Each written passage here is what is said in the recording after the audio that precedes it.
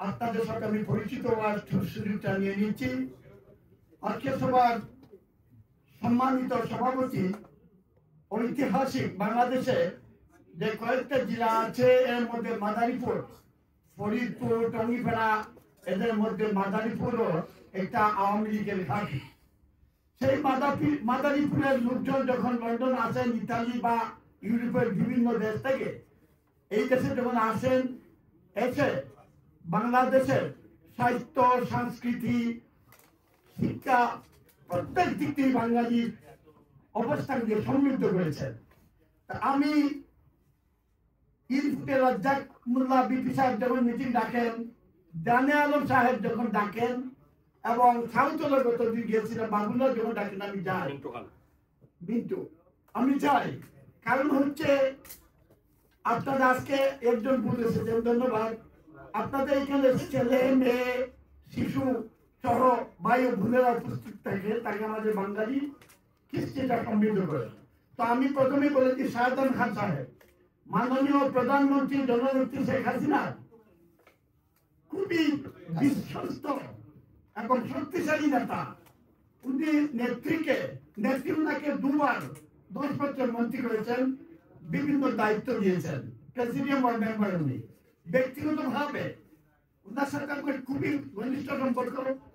যখন যুক্তরাজ্য আওয়ামী লীগ বলেন বা উনার আরেকটা সংগঠন আছে, এই সংগঠনে যখনই ব্লু মনে লাস্ট সভা করেছিল, আমিও সেখানে ওনার পাশাপাশি বলে সভা করার সুযোগ হয়েছিল। তো আজকে আমি বিপুল সংখ্যক উপস্থিতি দেখে আমি খুবই খুশি হয়েছি। ফারুক ভাই সুন্দর বক্তব্য রেখেছেন। পরিশেষে আমি হাদি ভাইকে ধন্যবাদ জানাই। উনি আমাকে যখন দাওয়াত দিয়েছিলেন আমি অ্যাকসেপ্ট করেছিলাম, কিন্তু ছাত্রলীগের সবাই এখানে মাহমুদ কবিরও ছিলেন, ফারুক ভাইও দাওয়াত কথা ছিল, বিপি রাজ্জাক সাহেব ছিলেন, দুলাল কোথায়, এবং দীপুও ছিলেন, আমরা সবই ছিলাম। উনারা চালাক, এইটা বক্তৃতা দিয়ে চলে এসেছেন, কিন্তু আমি বক্তৃতা দিয়ে ওরা আসতে দেয় নাই, কারণ আমি ওদের পাশে বলেছিলাম প্রেসিডেন্টের, যার জন্য আসতে দেয় নাই। এরপরেও আমার সৌভাগ্য, যেহেতু বলছেন, হাজি ভাই বলছেন, আমি এসে আপনার সাথে দেখা হলো, এই জন্য ধন্যবাদ। পরিশেষে যেই কথা আমি বলতে চাই, মাদারীপুর সহ বাংলাদেশের আওয়ামী লীগের পরিবারের বঙ্গবন্ধুর কর্মীরা স্বাধীনতা সপক্ষে শপথ থেকেই জানতে চায় মাননীয় প্রধানমন্ত্রী জননেত্রী শেখ হাসিনা আবার কখন প্রধানমন্ত্রী হিসেবে বাংলাদেশে ফিরে আসবেন।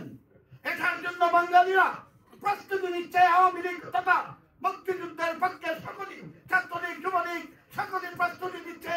আমি প্রত্যাশা করি ইনশাল্লাহ আগামী মার্চ মাসের ভিতরেই, 26 মার্চের ভিতরেই মাননীয় প্রধানমন্ত্রী জননেত্রী শেখ হাসিনা আবার প্রধানমন্ত্রী হিসাবে বাংলাদেশ।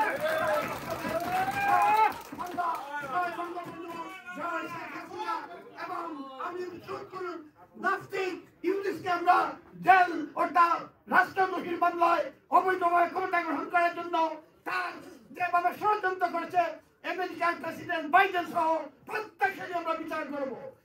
ধন্যবাদ। জয় বাংলা, জয় বঙ্গবন্ধু, জয় আওয়ামী লীগ, জয় মাদারীপুরবাসী।